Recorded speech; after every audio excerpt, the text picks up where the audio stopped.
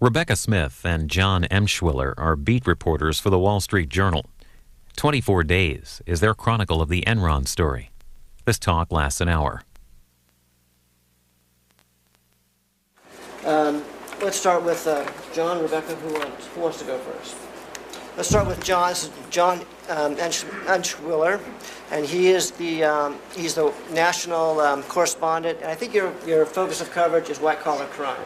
Yeah, that's been the focus of coverage for most of the last 10 years, chasing around swindlers. At the Wall Street Journal. So when you see those pictures of those executives doing the perp walk, I think you're some of my responsible. friends. You're responsible. They're your friends. So Well, my sources. Getting too cozy with your sources.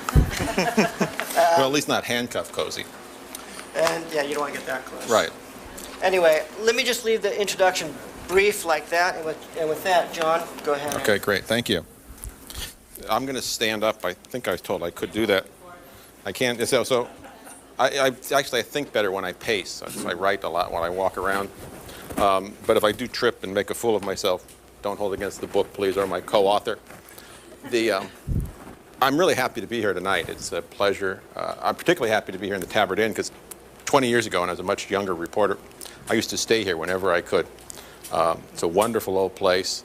And I have a vague recollection about this place, although it's long enough. I could be wrong, and I could be wrong about the hotel or the city, but I'm pretty sure it was this country, that they used to have a bar downstairs, an open bar, where you could actually pour your own drinks, and then you sort of write down that, you know, what you wrote, what you drank, and it was an honor system, and you'd pay on your bill at the end, which I thought was great. But I was worried about the place because everybody I knew who stayed here was either a newspaper reporter or a labor activist. And I figured this is a road to insolvency for this poor place. I'm glad to see that prognostication was wrong. Although, if Rebecca, when she talks, she can probably tell you I had many predictions about Enron that were completely wrong, so I have a good track record on that. The book we did, I think, was a little bit different in approach than you'd normally do as journalists. We put ourselves in as characters, as you'll see in the book. And that was in a somewhat, well, it was one of the first chances Becky and I had for vigorous debate about how to do this book. We did it for several reasons, and partly because, and there's a pragmatic reason, that we knew there were going to be half a dozen or more Enron books out, and that there are going to be many of them very similar. So we thought, well, at least this is a different approach to take. More importantly, though, we thought through a combination of some work on our part and luck, and there was certainly a lot of luck, we were in an unusual position to watch what happened. We sort of felt like we were in some ways the front seat of a roller coaster that was on this wild and crazy ride. And that really turned out to be a sort of fulcrum point in American business history. Most of you, I'm sure, remember the 90s, when there seemed to be no direction but up, and every wacko idea could be taken to market and turned into a multi-billion-dollar company, at least in the marketplace. And Enron, that was Enron's decade, the 1990s. And indeed, Enron was viewed as one of those companies, one of those old line companies that had somehow gotten the message of the new economy in the 21st century and had transformed itself into this new economy company. And then in the space of really what, as our book title says, 24 days, from October 16th, 2001 to November 8th, 2001, Enron was transformed from this paradigm of the 21st century economy into sort of the symbol of corporate greed, excess, scandal, corruption that has sort of now taken on, Enron's become the sort of word for an entire era of actions that, the country sort of finds disgusting and reprehensible. And so we wanted to try, and we were fortunate enough to sort of go along on that journey. And we were hoping that by trying to take the readers along on that same journey, we could give them some sense of the excitement, but also some sense of the issues that were being raised as this, rather rapid, almost incredibly rapid at times, series of events were unfolding. So that's one reason we put ourselves in as characters to this book. What we did, journalists every day do. I mean, in some senses, there was nothing really extraordinary about what we did. We got some clues, like reporters often get. Ours first came on August 15th, 2001. Jeff Skilling had resigned the day before. Now, most of you probably know Jeff Skilling. He was the chief executive officer of Enron at the time and the sort of wunderkind of the company. He was 47 years old. He'd had a meteoric rise at Enron up over a 10-year period, gone from Harvard Business School and a partner at McKinsey and Company. As he liked to point out, the youngest partner, the youngest managing director at McKinsey. Although he'd sometimes qualify and say, well, I was tied for the youngest with Lou Gerstner, I think it was. And so he gets this job in February of 2001. And it looks like he's going to have a 10, 15-year run. He's being lauded in all the magazines. He's on the cover of most business magazines. Comes August 14th, 6 months into his tenure, he quits. And he says, I'm quitting for personal reasons. Of course, most people who have ever covered corporations figure that the only personal interest a CEO has is holding on to his job. And so nobody really believed Ken Lay, excuse me, that's another one that I'd have to do with. Jeff Skilling. But nobody really had the goods to say, well, you're lying, or that's not true. And nobody really knew the true reason. So we did a story that first day. It basically laid out what they said. Then the next day we did a follow-up story. And I was asked to do the story, and so I did what reporters often do. I didn't know a lot about the company, so one, I put a call in and I said, can I talk to Skilling again? Because I figured, well, can't hurt. You talk to him and maybe he'll say something more. They rarely do, but you never know. And so the request went into the maw of Enron and started getting processed. And while I was waiting to hear back whether there was going to be any response, I did what reporters again often do. You go over to the SEC filings for the company. God bless the SEC. And it turned out that the day before, they had made their second quarter financial filing, their so-called 10Q. And so I pulled it up from 10K Wizard and started reading through it. And long ago, when I started out as a Wall Street Journal reporter, I won't tell you how long ago, but it was taught to me how to read an SEC filing quickly when you didn't have a lot of time, but you needed to try to check something. You go to the litigation section, because it's always good to know who's suing who. You know, if it's a year-end statement, you go and see what the auditor's statement says to see if there's any qualifications. Looking in retrospect, the idea of Arthur Anderson putting a qualification on Enron is probably absurd, but nonetheless, you'd go look there. And then you also go to what's called the related party transaction section, because it's sort of the corporate dirty linen. You know, if the idiot nephew gets the vice president's job, if the chairman's idiot nephew or the director gets a consulting job, that's where they have to put it in.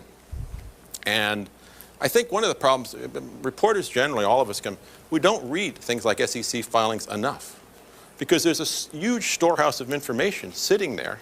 The internet has made it incredibly available that you can literally in seconds go through tens of thousands of documents with a search engine to find things. And it's one of the things I don't think we do enough of as journalists. So I went through this thing and just reading, trying to pick up things and not getting much. And then I come across in the related party section this references to all these partnerships run by some unnamed senior executive who the company said partly owned the partnerships and was doing hundreds of millions of dollars of business with Enron. I mean, I've read a lot of related party transaction sections in SEC filings over the years, and I'd never seen anything quite like that. And of course, my first thought, okay, the senior executive quit the partnerships 2 weeks ago. Jeff Skilling quit yesterday. I bet that's Jeff Skilling. Maybe that's why he quit. So I thought, I got a scoop here. So I call Enron up, all excited, and I get this chief PR man. He says, oh, no, that's Andy Fastow. And of course, I was so well versed in the company by that point, I said, who's Andy Fastow? And he sort of, gives me this kind of tolerant, oh, he's our chief financial officer, like I was sort of an idiot child. And, oh, yeah, we've been reporting that for 2 years. It's old. There's nothing to it. The board approved it. It's perfectly fine. So I'm deflated. I think, God, no story there. And I still had a story to write that night. Because reporters, of course, editors, we always have a story to write that night, and the deadline keeps rolling towards you. And then Jeff Skilling calls. He calls back. And I got to tell you, it was the strangest interview I ever had in my life. At least with a senior executive. I mean, I've had some pretty strange interviews with white-collar criminals, but they're semi-psychotic, so they don't count. But the Skilling was sounding like, usually these guys sound like masters of the universe. In complete control, there he is, everything's assured, everything's fine. And that was Skilling to a T when he was CEO. I mean, he had a reputation for self-confidence that bordered way over into arrogance. You know, he once called a critic in front of like 200 or 300 analysts on a conference call an asshole right in front of everybody, which got him all kinds of publicity. But this interview with Skilling, he sounded depressed. I mean, it was a very bizarre interview. And he starts like, at the end, almost talking to himself. He's like muttering, well, if the stock price had only stayed up, I could still be there. And I don't know what he's talking about, but it's very bizarre. And I finally say, I mean, Mr. Skilling, if the stock price hadn't fallen, and Enron stock price, they say, like by then had fallen maybe, you know, 50%, like most of the market had been sliding for a year and a half. And I asked him, what do you mean if this had stayed up, you'd still be the CEO? Because, you know, the day before he said, personal reasons, nothing to do with the company. And I asked the question, there's this pause, and this like little boy voice comes back and says, yeah, I guess so.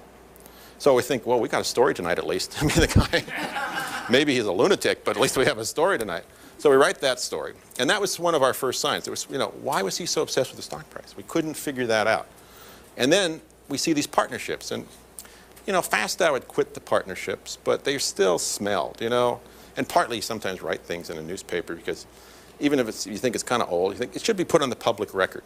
They should at least be embarrassed enough that it's there in a place like the Wall Street Journal so that they didn't just do something kind of scummy without anybody noticing.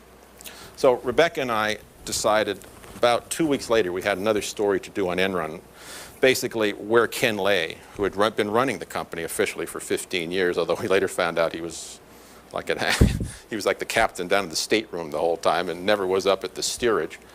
We did a story where he was going to go with the company. And we mentioned the partnerships, the so-called LJM partnerships for the first time. Now, we didn't really know what we had, and showing what in retrospect is not particularly prescient news judgment.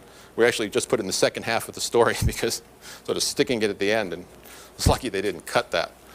But that mention was enough to get a phone call.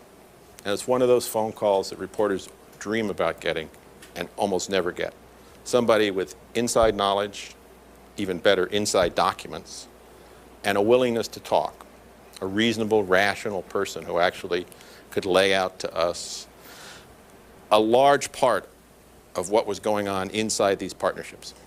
And this person didn't have everything, but they had enough to give us a beginning, a road to follow. So, you know, these first clues, Skilling's weird interview, the mention of the partnerships, led us to a second, a third, bigger clue, this person giving us these documents. And then we started, you know, pulling that string, which is what reporters do. You know, you sort of pull along, you know, and we've all done it. And, you know, 99 times out of 100, maybe you'll get a decent story or you get no story. But we kept pulling on this one, and it kept turning into a bigger and bigger story. And there was a lot of frustration. We had a lot of dead ends. I remember those first few weeks were, we would call people and no one wanted to talk about Enron. No one wanted to talk about the LJM partnerships who were involved in them. I remember talking to one bank who wouldn't talk to me, but they wanted to make sure if I did put their name in the paper as a lender to Enron, they wanted me to be sure to say that they're very happy doing business with Enron and would like to do more. And I had to inform them that if they wanted to do that, they should call the advertising department of the Wall Street Journal and not me. But it was a sign of how much power and fear and respect that Enron generated in the business world. And so we were going along, chasing down these things. We were obviously, like most of American journalism, diverted by 9/11. I mean, for 2 or 3 weeks, nobody really at the Journal, I think most other major papers, did anything but terrorism-related stories. We get back to the story in early October, still trying to track down enough on these partnerships to write a big story, but not yet having enough. Then Enron announces its third quarter earning results on October 16th. It was really the beginning of the 24 days. It was a classic Enron day because Enron, they put out a headline, you know, recurring earnings up 26%. What are recurring earnings? I mean, it's corporate happy talk that grew like mad in the 1990s. What they didn't say at the headline was down sort of in the body of the story. They also took a $1 billion charge, which gave them the biggest loss in their history. But the market, like the market often did in the 90s, sort of shrugged that off, and Enron stock actually went up for the day. That series of events started us writing a we wrote our first story about LJM the next day, really, where we started putting out some of the inside stuff, thinking we better get this out because part of that write-off was due to LJM. We were starting to get worried that other people would start picking up on LJM, so we decided to put out what we could prove and knew. And that really started a chain of events, at least for us, and I think for the company, that just picked up speed. You know, and then one of the things that Enron happened to them is they always prided themselves on their ability to manipulate and handle the press, and they were really good at it. Suddenly, everything was like reversed on it. So everything they did in those 24 days, instead of working to their benefit, backfired on them. You know, poor Ken Lay sitting there on October 23rd in a conference call, basically wrapping his arms around Andy Fastow, 100% self, confidence in him. Next day, he's fired. Doesn't exactly do a lot for the guy's, credibility. So we try in the book to sort of go through those events and try to sort of, we hope, carry along some of the excitement we felt and the almost awe and wonder about what was happening with this company that culminated in probably the most extraordinary SEC filing I've ever seen on November 8th, where the company, tells the world, well, you can't, we're renouncing 4 years of audited financial statements, we're taking $600 million of loss, renouncing $600 million of earnings that we already reported, hundreds of millions of dollars of additional debt. Oh yeah, we're firing 2 senior officials who were, improperly profiting from partnerships, and it was the death knell of Enron. And that's the one reason when we saw the 24th day. Enron didn't actually go bankrupt for another few weeks, but the Enron that was sort of the dream, the Enron that had so wowed the American investing public, the American press, Wall Street, by November 8th it was dead. And the company faced really 2 choices at that point. It could be bought by another company, which it tried to do with Dynegy, or it could go into bankruptcy court, which it eventually did on December 2nd. And, from then on, Enron's future was basically become sort of a symbol for all that was bad in American corporate life. And so that's a rough sort of synopsis of the narration of the book and how it sort of unfolded. And I'll be glad to answer more questions, and you get Becky now. But thank you. I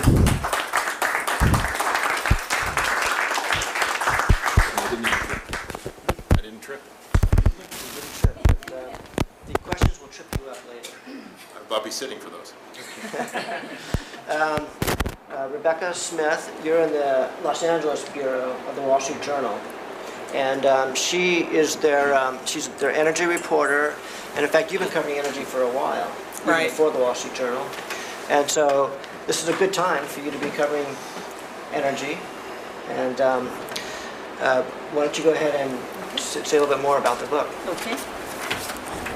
I'm already tripping on the wire. As John said, it's a lot of fun to be here tonight. Thank you so much for coming out in the middle of a week when there are a lot of other things you could be doing right now.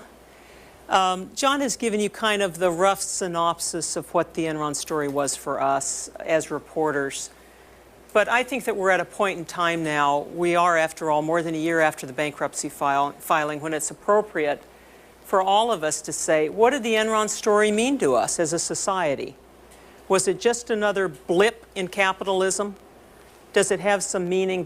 Are there some lessons that the Enron story imparts that we should be paying attention to, things we should have learned from? Teddy Roosevelt, in his autobiography, says, Americans only learn from catastrophe and not from experience. We have here both catastrophe and a lot of experience in emerging markets.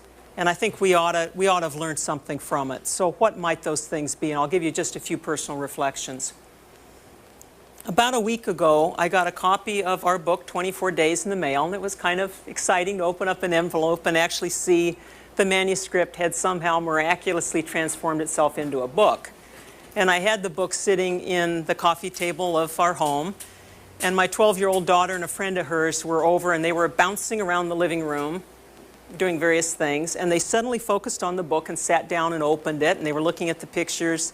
And then out of the blue, and my daughter, of course, has been around, she's seen big pieces of the last year completely eaten up, vacations that never happened, evenings where I was on the computer, weekends when I was at work. So she understands what the toll is. But she realized that she didn't really understand what Enron was all about. And so she looked at me and said, Mom, what was it that Enron did that was so bad? And, you know, we often in newspapers think we were told in journalism school to write to the 8th grade level. Now I'm in the position of explaining to the 7th grade level what it was that Enron did. And I know I can't talk about share-settled costless collars. I can't talk about derivative transactions or hedging techniques. I can't talk about mark-to-market accounting. I can't reach into this bag of tricks and pull out any of these tools that I've become accustomed to using over the past year. How do I explain to a 12-year-old? So I said, well, you know, it's pretty simple. Enron did a lot of really dumb things, and they never were willing to admit it. And that is the Enron story in essence. If you don't learn from your mistakes, if you don't admit your mistakes, you can't learn from your mistakes. And Enron, rather than say, okay, we blew $2 billion on broadband, we blew billions on utilities in Latin America that weren't worth it because we were in a white-hot heat to get in on the privatization movement. We spent a lot of money in markets that we didn't really understand. They could never admit the mistakes. Instead, they devised elaborate structures for sucking in money from whatever source they could through partnerships, through the big banks, through any means they could, and keeping the whole thing afloat. And they blew through billions of dollars in the process that they didn't have, and eventually it all came back at them. Enron is like the proverbial turtle on a fence post. You don't know how it got there, but you know it didn't get there alone. It had a lot of help in getting to where it wound up. And that, for me, was lesson number 2 for the 12-year-olds. Think about the friendships you form. Friends help make you a better person. They don't take you in the other direction. And if you have friends who are really there to make huge fee income off of you and to close in at the end of quarters and help you concoct yet another group of deals that'll help you report profits for that quarter, these are not your friends. These are sycophants. I mean, we have other words for these relationships. Enron didn't realize that. I don't think these individuals realized that. We see Arthur Andersen, of course, the big accounting firm, was completely destroyed over its relationship with Enron. So the cost has been enormous, both to that company, to investors, to the accounting profession, to the legal profession, to investment bankers, even people who had nothing to do with this company and who are people of, you know, upright character have been sullied by it. So that, for me, was lesson number 2. Think about your friendships and what these relationships are you form, because they are meaningful. We all kind of understand. There's one incident that we describe in the Enron book I've thought about quite a bit lately, which is we describe a scene in which Ben Glisson, who's this ambitious, he eventually becomes the treasurer of Enron, but he's described by several people as being a kind of a Boy Scout. He's this shiny, enthusiastic, bright, energetic young guy who comes to Enron at a fairly young age. And there's a scene with him in 1999 when they're trying to figure out a way out of their problems. And he's in a meeting with Jeff Skilling and some others. And they're saying, you know, we got to come up with a structure that'll help us out of a problem we're in right now. And what they eventually come up with is something that becomes known as the Raptors. These were 4 vehicles that boosted Enron's results by more than $1 billion in the end. And you can understand how this happens. This is kind of the engineering problem. You know, we got a problem, let's fix it. Bill Thompson, who does book reviews, we were talking with today, and we were kicking things around with him, and he said, so it's like the guy who he's called in to fix the counterfeiting machine in the basement, right? And all he says is, okay, I've got a problem. I've got to fix the counterfeiting machine. And he never thinks about what it is that this machine is doing, and is it legal? Is it right? And that's the kind of a cycle that Enron was in. At that meeting where the Raptors were conceived, there should have been someone who said, aren't we hoodwinking the public through this? Aren't we lying to our investors? Should we really be going in this direction? And that doesn't happen because they're solving the engineering problem that's been put in front of them. I've been reading a lot of classics in the last year, trying to get to books that I never got to when I was younger. And one of the books that I've been reading with a lot of satisfaction is John Bunyan's Pilgrim's Progress, which may be, after the Bible, the book that's been printed more widely in English than any other. Yet, how many of us would think of that as a book that business press or business people should be reading. But there's a scene in that fairly early in the book when, you know, this is a Protestant tract about this young man striving to reach redemption or salvation. I mean, it's very theologically based. And he encounters early in his journey a man, he's heavily burdened. He's trying to stick to the straight and narrow, and he's finding it very difficult to stay on the path. And a man comes up to him who's described as Mr. Worldly Wise Man, because, of course, this is allegorical, who says, you know, what you're doing is way too hard, and it's totally unnecessary. If you will go to that city over there, there's a man there who can help you. He is very clever about finding solutions to problems, and he will lighten your burden. And his name is Mr. Legality. So the young man, of course, because the straight and narrow is too difficult, he goes to the city and he's trying to find the house, and he finds this is an enormous hill.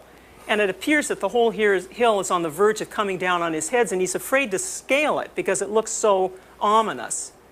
And at that point, another man who is part of helping him, you know, the pilgrim, reach the just end, encounters him and says, why were you going this direction? Didn't I tell you that even this way may look harder, but in the end it gets you where you want to get. That way doesn't.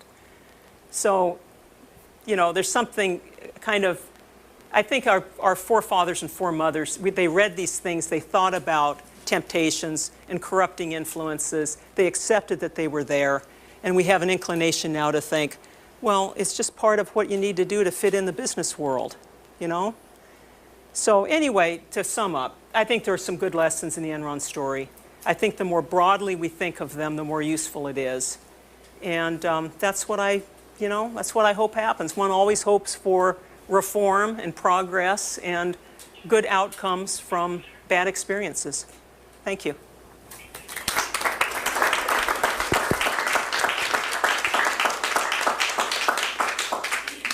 Thank you, Rebecca. We have about some time for questions, and so I hope those of you who have them will share them. I got one quick question before we get started, and that is, this is for Rebecca and John. What's the one thing in the book that you hope the readers take away with it, from it? I mean, if the reader takes away one thing from it, what do you hope that will be? Personal responsibility. I mean, that is the reason why we read books. I mean, we have to get something useful to our own lives. We have to think about what the corporate culture is, or the agency culture, or whatever the cultural group that we're running with. What is it trying to do, and are we really part of it? Are we helping it achieve a good end? I think there's also, one of the most disturbing things about the Enron story is, in some ways how Enron was so much like so many other companies. It wasn't really a renegade. There was a reason Enron was one of the most respected companies in America for a decade. And because it fit into a whole era of American thinking and business. And so I think, we have to sort of take a broader look at, what is sort of valued in this society. Because in the 90s, we really started valuing fairly ephemeral things. And we really did think that there was a free lunch, and we really did think that things too good to be true could be true. I mean, the internet revolution was part of that. I mean, there is a real revolution going on, but much of what was going on Wall Street was complete blarney. And Enron was sort of a child of that period. And so in some ways, what struck me most about Enron was how much it was a product of its times and not a renegade. I think one of the real strengths of both your writing articles together is the focus to what you do. There's a logical progression, and the quotes are not gratuitous. A lot of articles that were written were just lots of stuff about Enron of any different type. I was interested, what was your process in how you decided what you would use and not use? And also, is there anything gratuitous you didn't put in there you could share with us? It's all in the book. Yeah, we threw that all in the book. Well, we tried to be very careful, in part because the journal's culture is a culture that's very conservative and very careful about what you say, because it's very cognizant of the power it has in business affairs. Yeah, and fairness. And fairness. And that sort of goes hand in hand. I mean, So I think we tried to be very careful, and we also, you got to remember, most of the time we were writing those early days, we were still looking at Enron as a very big and respectable company. You know, we thought, well, maybe there's some strange things going on. Maybe Andy Fastow has a deal that's sort of feathering his own financial nest. But we didn't realize, like the rest of the world didn't really realize, that there was a deeper, pervasive rot inside of Enron. It was really like a cancer, a fatal cancer. So we tried to be, for many reasons, very careful. And I think we can look back sometimes on our coverage and, people say, gee, couldn't you have said more in that story? Even though at the time it seemed like we were really kind of pushing into new ground, it seemed to us. But yeah, we would often not put stuff in the paper for days on end because we hadn't gotten it nailed down enough yet. I remember at one point Becky had this almost bizarre conversation with the head of public relations. Remember about about whether they'd given a waiver, the conflict of interest policy, and we had these partnership documents that said Andy Fastow had been given a waiver from the board of directors for the conflict of interest policy, which presumably said you shouldn't do anything against the interests of your company. And the PR man initially said, yeah, that's true. And then he calls back 15, 20 minutes later and says, well, no, I was wrong. It's really that the board of directors looked at what he was doing at LJM and decided there wasn't a conflict of interest, so we didn't have to give a waiver. And that's a big difference. A blatant breach of fiduciary duty was judged not to have been a conflict of interest. But we didn't run. We pulled it out of the story that night in part because, the company was adamant about its position, and we only had it on one document, from an unnamed source. So we said we got to get some more confirmation for that. So we pulled it out of the story. And we did that on more than one occasion. But there's also sometimes what you do put in can be so illuminating, and you can wind up feeling such gratitude. For example, the first story we did that talked about the executive-run partnerships ran as a Heard on the Street column at the end of August in 2001. And this is where you just feel gratitude for the journal, for 100 years of building credibility and for having a really wonderful national readership. Because we quoted in there the gobbledygook that was contained in one of Enron's SEC filings that made no sense. And we pointed out that there was this conflict problem. And what that elicited then was this first trove of absolutely invaluable inside documents. And what that demonstrated to me was there were a lot of people inside the company who thought, this stuff is wrong. What's wrong with me that I'm not with the program? They'd be in the meeting after meeting where these things were being talked about as if it was okay. And they would leave the meeting thinking, I don't fit in. When they saw it in the journal, when they saw that the Wall Street Journal felt there were problems, suddenly they felt it was okay to feel what they'd been feeling. And that opened things up. So that okay to act on it and actually call somebody. They needed that confirmation. Because it is, for anybody inside a company, a frightening and dangerous thing to go outside the confines of the company, either to the government or to the press, and say, I found something that's not right. And you need that reassurance from someone that it's okay. Okay, we have several questions, and you were the first, so why don't you go ahead?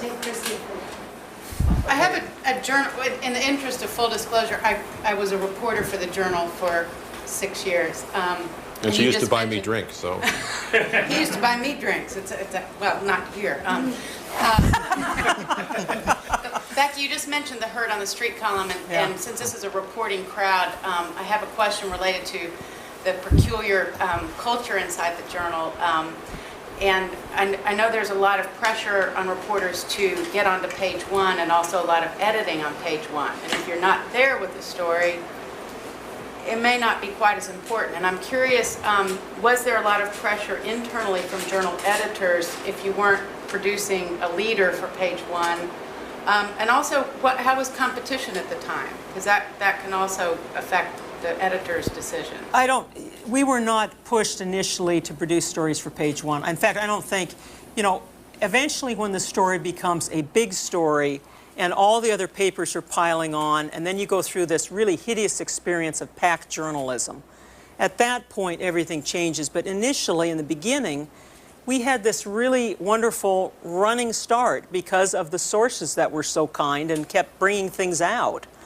By the time it was clear that Enron was losing 5% or 10% of its value per day, and that it was going down, down, down, and all the other papers piled on, at that point, then, you know, I don't think we were ever pushed prematurely to produce anything for Page One. It was more like we were just trying to keep up with the pace of events themselves. I mean, when we got those first set of documents, there was a recognition that there could be a big story, that we still had a long way to go because it was basically some documents and a bunch of fairly explosive allegations from this source about what was going on inside of Enron, but we had no confirmation.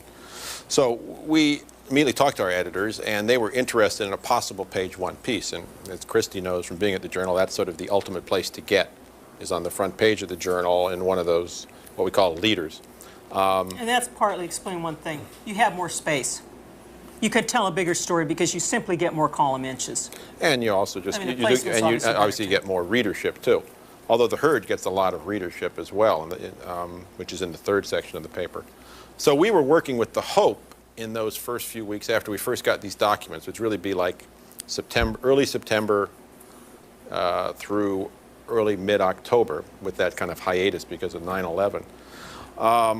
And actually, Becky and I had a little debate, although not much, on the 16th when the earnings came out, because I still was hoping, having been at the Wall Street Journal longer than her, I always had more of an attachment to Page One stories. And, you know, thinking, well, should we throw what we have into this night's story? Should we try to hold it on the hope that nobody else picks it up?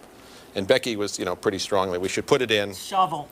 And our bureau chief was the same, and I did agree with him, although I just had some trepidation, thinking, well, maybe we could hold it and, get a bigger story. So we decided to throw everything in, but no, there was no pressure in that sense. Oh, you got to hold it for Page One. If anything, they wanted to, once it became clear that things were starting to break, they said, get stuff in the paper as fast as you can. We'll keep giving you space, and when it gets on Page One, if it does, it'll get there, but don't worry about where it goes, just get stuff.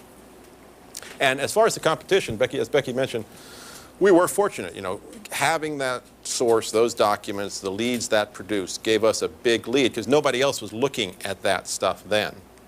And even on the 16th when they came out with this record loss, the press didn't much, react to it. The New York Times did a piece about the loss. The Post, had it in a roundup, like a one-paragraph mention in a roundup. The LA Times, which is a fine newspaper and did a lot of great coverage of business in California, didn't even do a story, which was a little odd because Enron had been this pretty big thing in the California electricity crisis, but they didn't actually do a story the next day. So there wasn't a lot of interest in Enron as of October 16th in the press beyond the kind of normal corporate coverage. And so we were lucky in that sense that we had the field, we had a lead, and we also had the field to ourselves for the first week or so. And in a story that goes on for months and months, that lead evaporates, because when you get enough good journalists chasing a story, you're not going to keep the lead. They're going to start beating you on stuff. It's just inevitable. The thing about Enron, of course, is that the thing collapsed really in 24 days.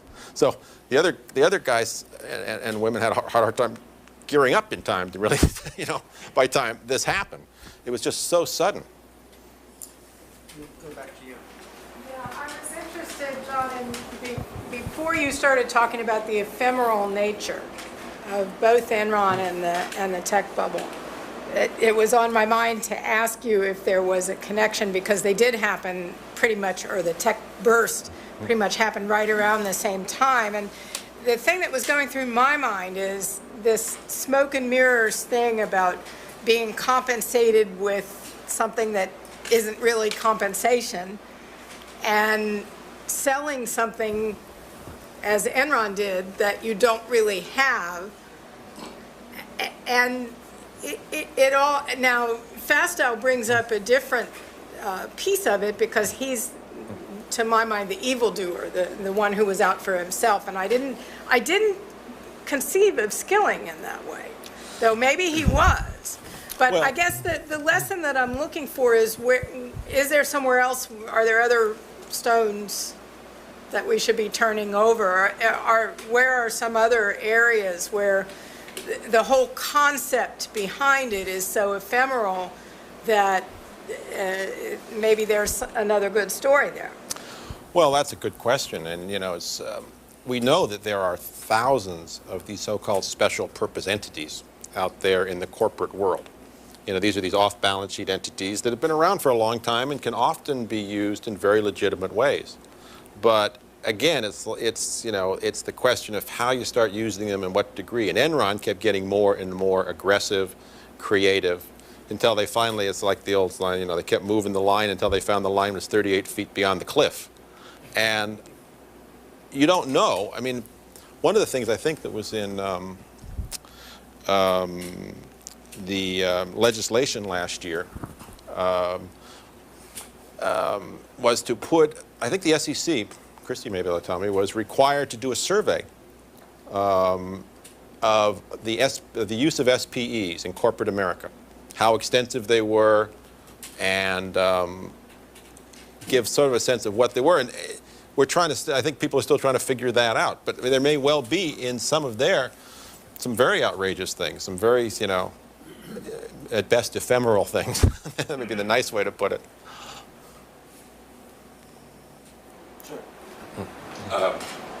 Before my question, I wanted to tell Rebecca, as someone who does what you do and is wading through big Pilgrim's Progress, you might be interested to know that the term muckraker was coined by Teddy Roosevelt at the 1908 cornerstone laying. No, the cornerstone laying of the Longworth office building. That's what it was, okay.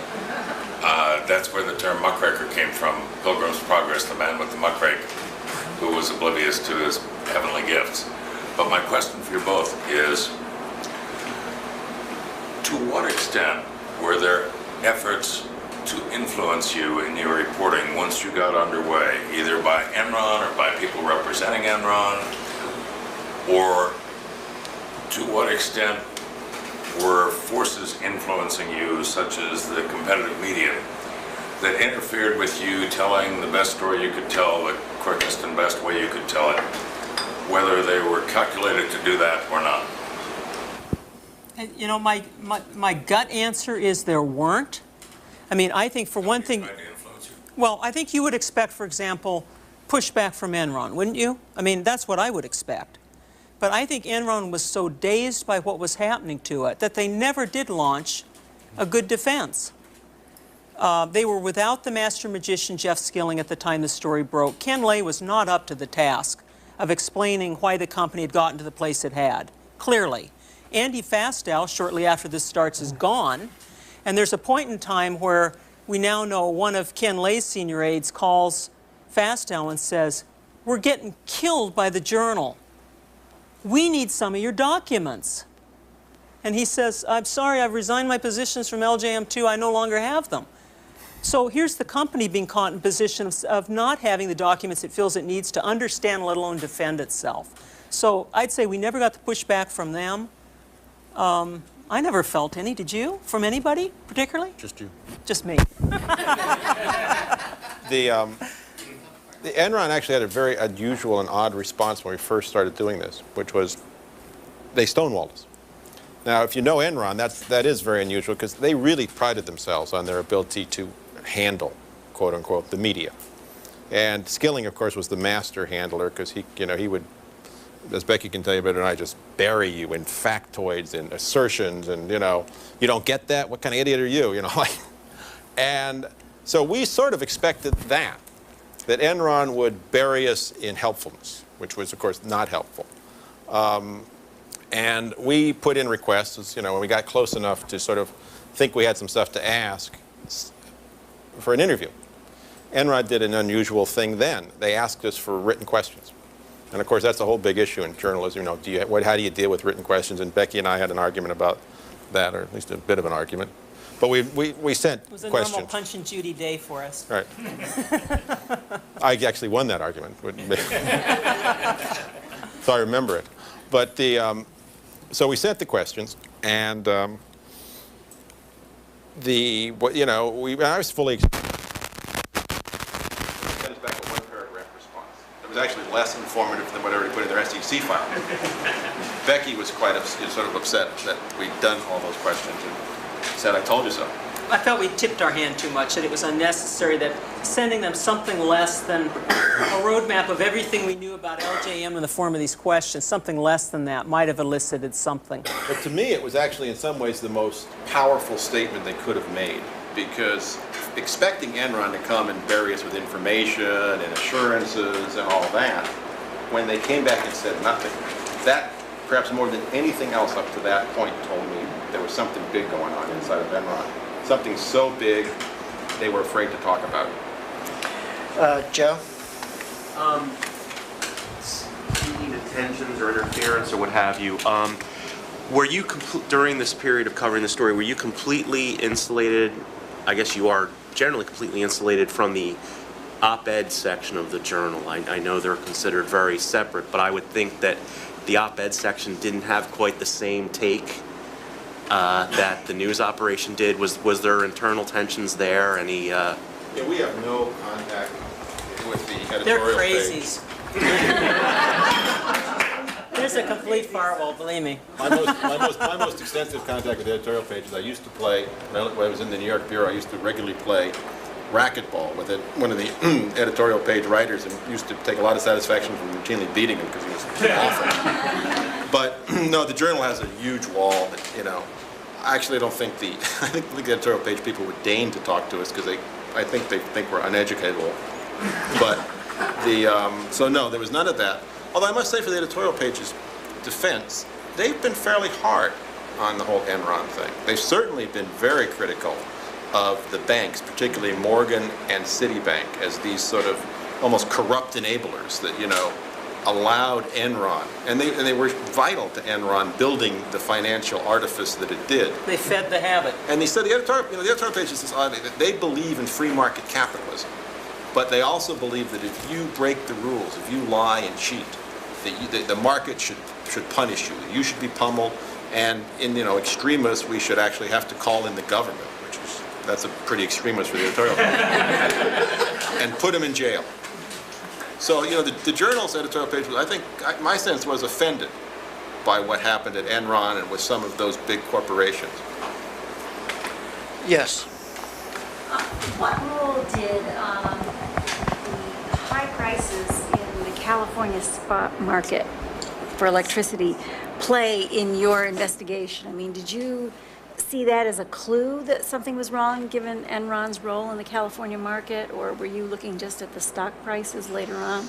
Because the prices went crazy from... Yeah, I mean, my job is national energy reporter for the Wall Street Journal. So that previous year, in fact, Jeff Skilling resigns in August of 2001. The entire earlier, well, from May of 2000 until that point, I was just completely wiped out and dominated by the California energy crisis. And we both live in California, so we experienced firsthand.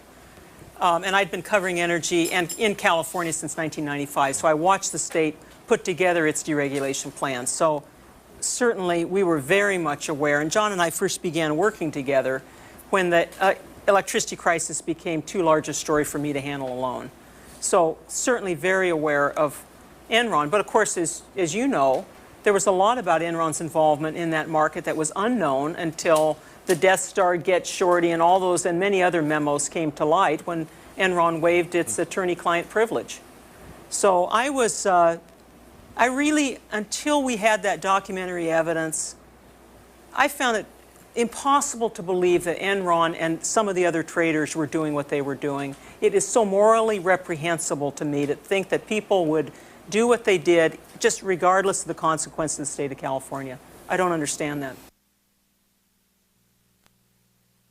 It was made before that the Enron story is sort of the Watergate story for the business press. Watergate stimulated a lot of interest in young reporters to go into the news business and cover government, which seemed to be reformed and transformed for a while. But there was Iran-Contra, and now we have another story on why did we go to war in Iraq. So there's a lot to report.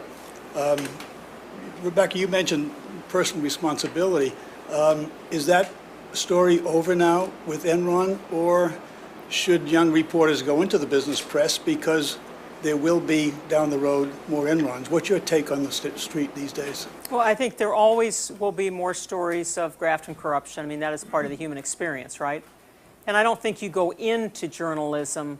I mean, I understand there were a lot that went in post-Watergate. I mean, I think you go into it because it's interesting. Every day brings you something new. I mean, it's a stimulating career. It's fun. It's socially useful. I think those are reasons enough to go into it. I mean, I think given human nature, the basic structure of the marketplace, you know, Enron partly did what it did because the marketplace likes, almost demands in ways. Well, we always like to see happy results. We like to see growth. We like to see, you know, this quarter 15% above the year ago quarter. Those demands don't go away. They're still there. And, you know, those kind of things have been there through, you know, at least most of the last several hundred years. You can go back to the tulip mania of the 1600s in Holland and the South Sea bubble of England in the 1700s. You can pick your century and you can find your schemes and scams and frenzies. Because human nature, you know, doesn't change as fast as technology. We just do it faster now on a bigger scale. But the motives are still there, and they're still out there. Right now, the marketplace in corporate America has had a big kick in the head. So there's a lot of, you know, hangover. You know, but I don't think, you know, investment banking is one area I think has not been reformed. I think they're getting by, almost getting off scot-free at this point. They're throwing some money in. That's not been touched, really. I don't think in fundamental ways. We have time for a few more questions, and sir in the back. The events you cover in 24 days were just so fast and furious, and your book takes a kind of a retrospective look. But going forward, where do you see the story evolving? More specifically, it seems pretty clear that Ken Lay was the amiable know-nothing, or was he? And Jeff Skilling, clearly nobody believed on August 15th that he was quitting for personal reasons, which led you on your hunt. Where do you see the story going in the future? Will we see culpability beyond Andy Fastow? One thing we've learned from earlier periods like the insider trading scandals in the 1980s is it can take prosecutors years and years to put these cases together. And those cases were probably not as complicated as Enron. The other challenge with Enron is if you bring a case, you have to be able to explain it to a jury.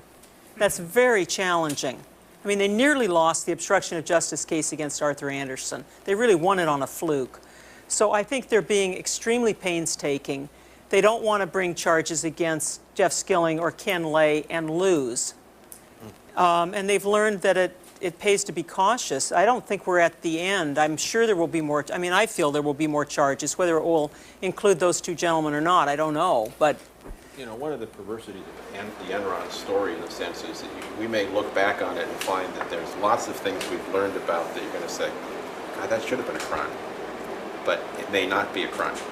Because one of the things that the prosecutors are running into as they're doing their investigations is what you could call the expert defense. In other words, Enron had outside accountants, they had outside lawyers passing on vast amounts of this business and saying it was okay, you could construct this legal argument or this accounting argument and you can do that. And you know, what we now see is people like Arthur Andersen, looks like they would be saying yes to almost anything. So the fundamental job of the outside auditor that was set up for was to sort of be a representative and help protect the public, and to be a brake on corporate behavior. It looks like Arthur Andersen basically completely fell down in that, but it gives a lot of the Enron executives on a lot of their transactions cover to say, well, how can you say I had criminal intent if my auditors told me it was legal? So, you know, what they've so far gotten Andy Fastow, what they've indicted him on, are more traditional fraud charges where they're saying you didn't tell the auditors crucial information, or you lied to your board of directors about this, or you cheated some of your partners in one of the partnerships. And put money in your son's bank accounts. Yeah. So those are more garden variety fraud cases. It will be interesting to see if they can ever sort of pierce that expert's defense or whether they try. But we may end up finding that one of the greatest lessons of Enron is, you know, that the failure of the internal systems, the systems we'd set up to kind of help ensure honesty in corporate behavior just fell down on the job and may let some of these people off. One thing I wanted to just mention, whether 24 days becomes the equivalent of all the president's men or not, I think it's the reason that there's so much attention drawn to them. It's an example of a story that from a reporter's point of view is unbelievable and almost too good to be true, that it keeps going and unraveling and unraveling. And I think we mentioned before how this stands up long term. Many young people today are really riveted by the Enron concept because it's an example. There's a lot going on we don't understand, but this is really wrong, and here are some specific things that were wrong. And it's something that, as difficult as it is, you can grab onto. And the strength of your reporting and 24 days is it explains how you try to unravel that and how you follow a story that is unbelievable. And I think in that way, I think that's how the book can really have an impact in terms of young journalists. You know, and you asked a question earlier about how do old reporters cover things differently than young reporters. And one thing I have learned over the years, after more than 25 years at this, is there is care and feeding of a story. I mean, you really can keep feeding the beast in a lot of ways and keep the information coming, and you can sustain a story, I think, much better as an older reporter than as a younger one. You learn to pace things a little differently because you want to keep it moving and progressing. Could you tell us about anything you did in terms of using what you were reporting to prompt stuff to come out, to prompt more sources to come up with more information? Well, the best was the herd on the street. I mean, that was like, it worked so well. It was so gratifying. Is there another you can think of?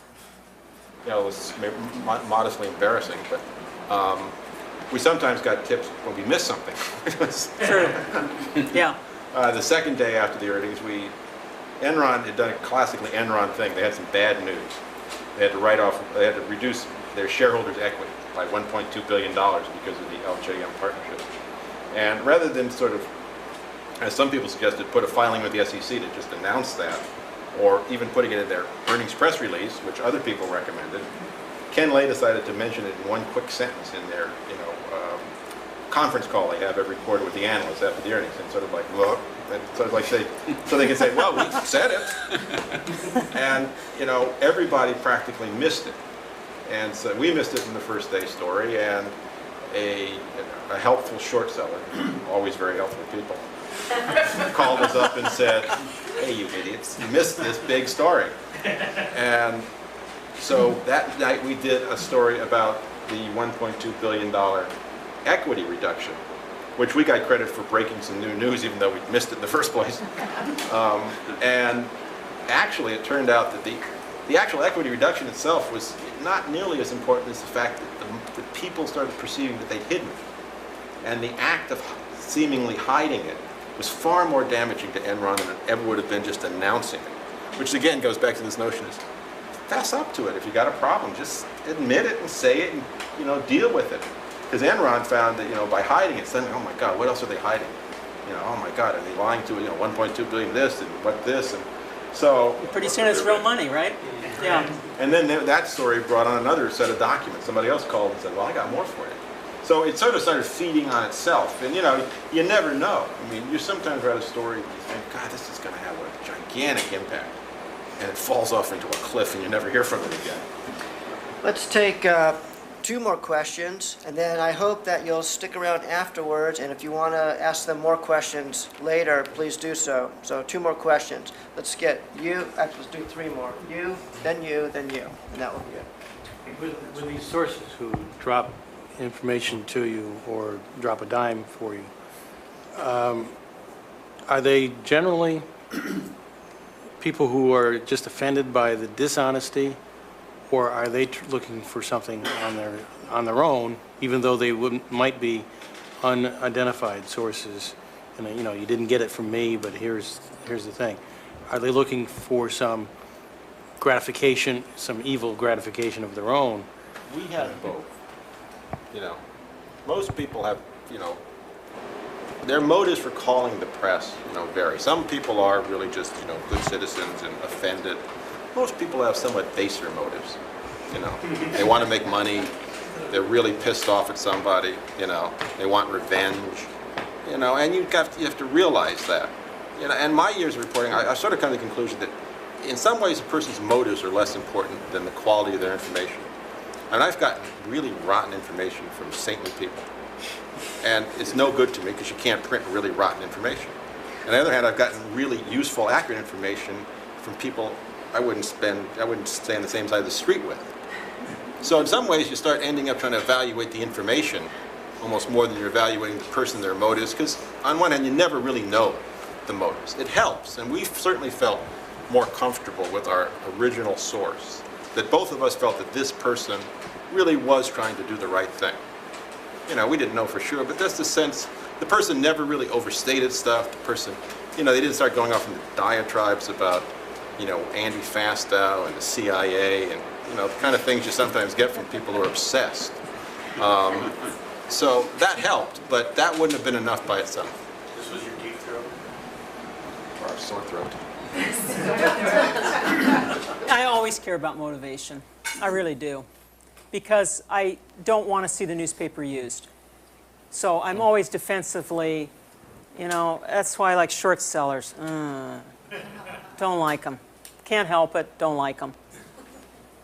John, you had mentioned that not enough reporters read the financial statements all the time. And do you think in hindsight that if reporters had read the Enron financial statements more thoroughly before all of this happened, that they would have figured out these things, or were they just so obscure and odd that and made up that no one would have found it out? I think a lot of it was so obscure and odd that reporters probably couldn't have deciphered a lot of it. I couldn't decipher it.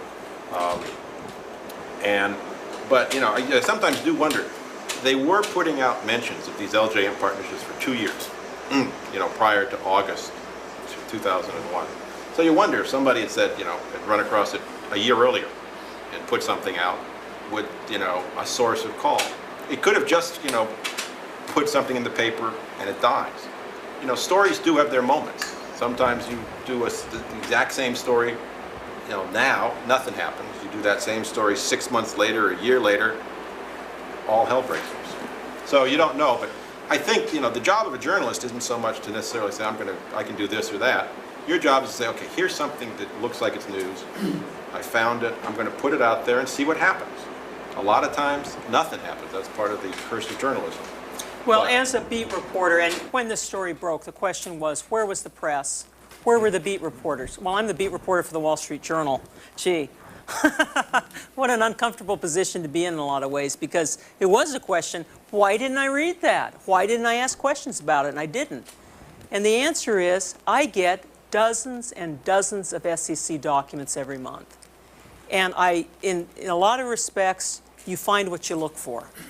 I mean, I'm always so buried in these documents, trying to find things that, so it's kind of a mea culpa for me, because I wish I'd found it and asked a question, although my gut says to me, it would have led to nothing. They'd have tied me in knots, or they'd have given an explanation that would have basically, you know, it would have led to nothing. That's my conviction. But we'll never know. I can personally and I'll always wonder. Rebecca has no unwillingness to read deep and impenetrable documents. She read things about the California electricity crisis I barely want to lift up. So. Sir, last question. Yeah, I just wondered if the Journal or any other major publication has surveyed business schools to see what has been the effect of Enron and all the WorldCom and other stories on their curricula. I would imagine that some of them, at least, would raise the emphasis on business ethics. That's an interesting question. I don't know if the Journal doing it. I don't think we've surveyed it, but I think there's a general perception that certainly the MBA students now are spending more time talking about ethics than they have in a long time. I know, Rebecca. Certainly J schools are. You got invited to one, was it J school or B school for that? I got invited to the UC Irvine Business School. They had a whole course they did on Enron, a 5 or 6 part course on Enron. And I don't know, that was just, you know, one instance, but other schools might have. And I found there was a very big turnout. There people seemed very interested in the issues raised. And the whole subject of corporate governance. Go ahead, Andrew. Ethics, and also I found at UC Berkeley and Boston University a great interest in accounting. that was never considered such an exciting area. Both for business journalists, it's one of the things we're doing at the American Press Institute, is helping journalists understand accounting in these areas, but also people who studied business in a little different way, and maybe even there might be a few other Ken Lays out there who didn't look as closely at some of the areas that they might have. So accounting is one of the more popular courses around the country these days, and I'm sure this sort of effect has been, everybody's realized the importance of it. Rebecca, John, Andrew, thank you very much, and thank you, and hope you stick around for more questions afterwards. Thank you.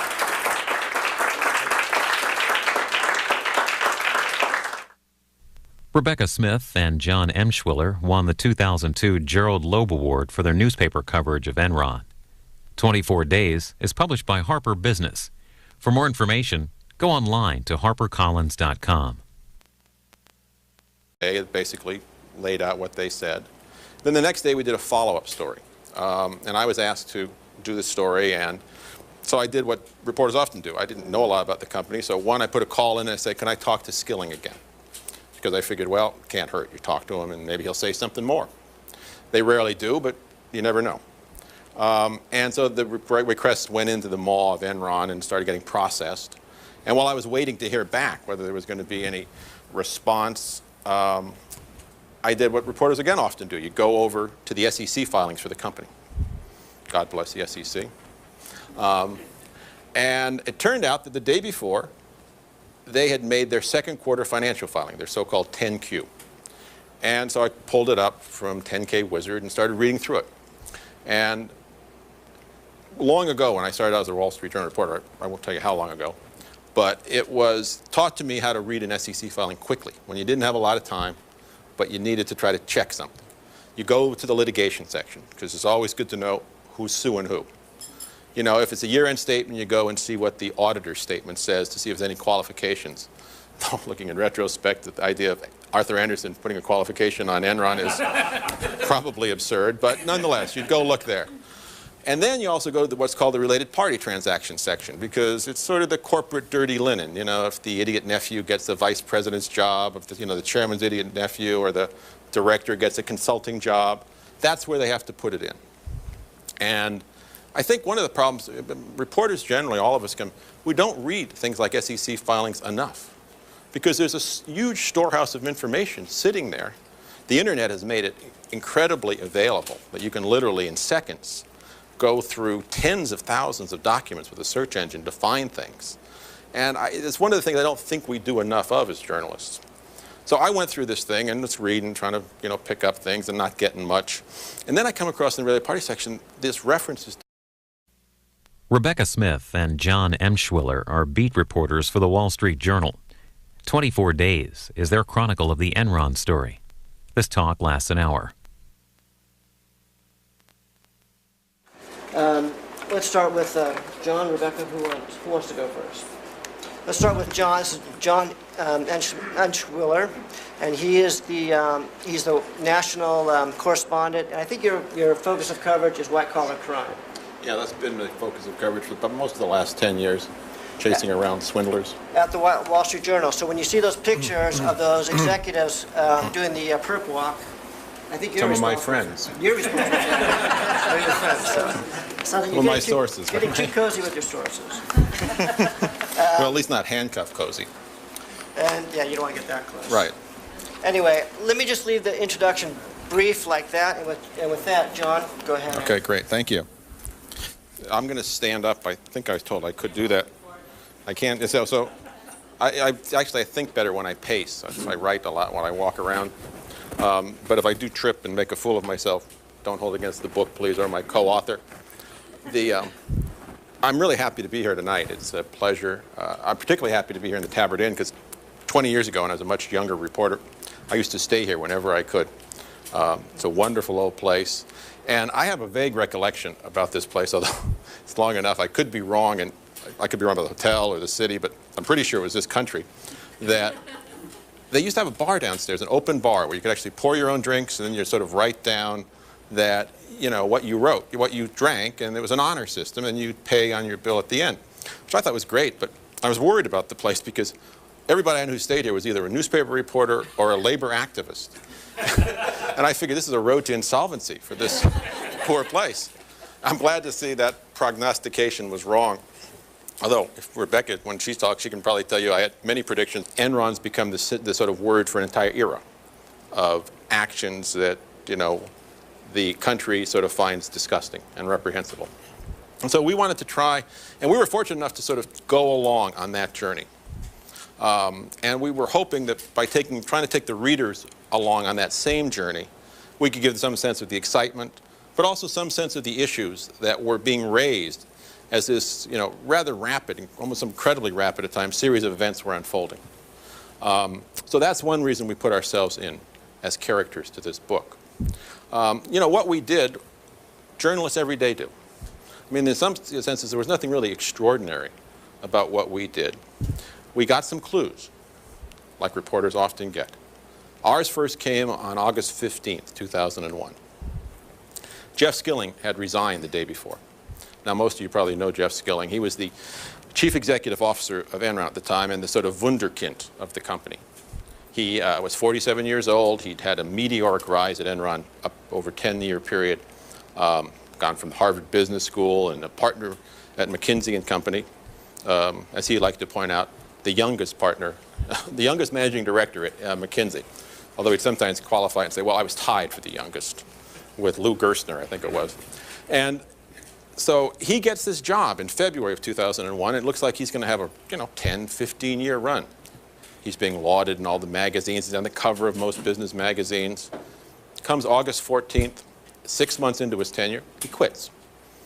And he says, I'm quitting for personal reasons. Of course, most people who have ever covered corporations figure that the only personal interest a CEO has is holding on to his job. And so nobody really believed Ken Lay, excuse me, that's another one that I have to do with. Jeff Skilling.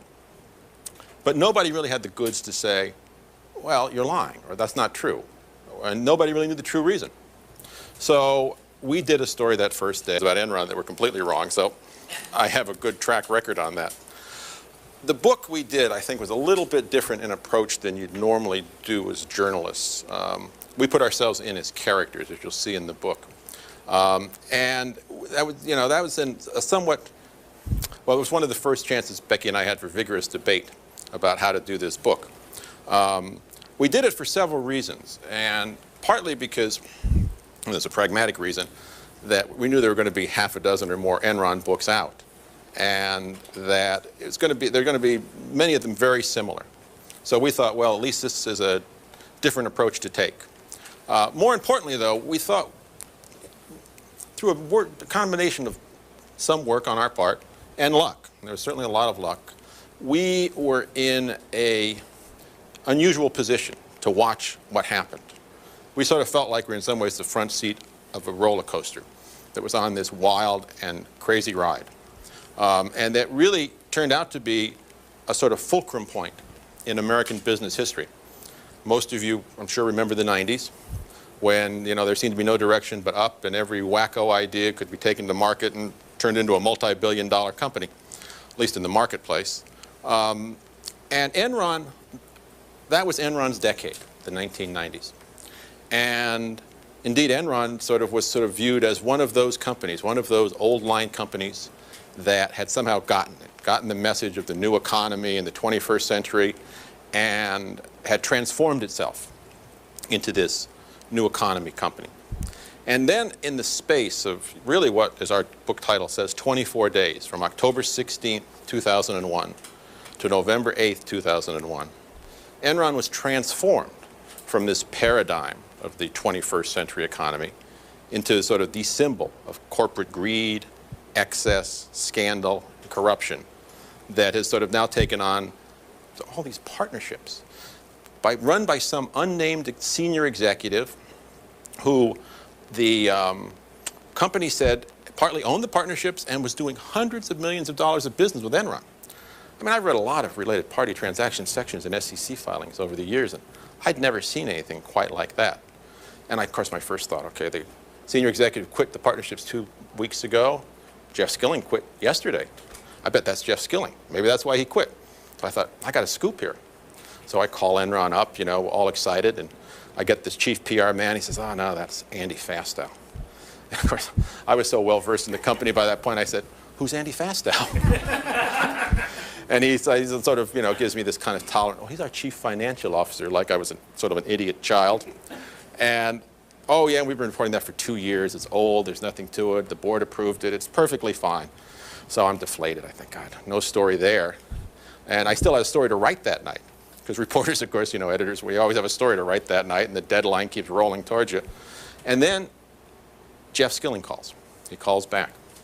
And I got to tell you, it was the strangest interview I ever had in my life, at least with a senior executive. I mean, I've had some pretty strange interviews with white-collar criminals, but they're semi-psychotic, so they don't count. But the Skilling was sounding like, you know, usually these guys sound like masters of the universe. In complete control, there he is, you know, everything's assured, everything's fine. And that was Skilling to a T when he was CEO. I mean, he had a reputation for self-confidence that bordered way over into arrogance. You know, he once called a critic in front of like 200 or 300 analysts on a conference call an asshole right in front of everybody, which got him all kinds of publicity. But this interview with Skilling, he sounded depressed. I mean, it was a very bizarre interview. And he starts like, at the end, almost talking to himself. He's like muttering, "Well, if the stock price had only stayed up, I could still be there." And I don't know what he's talking about, but it's very bizarre.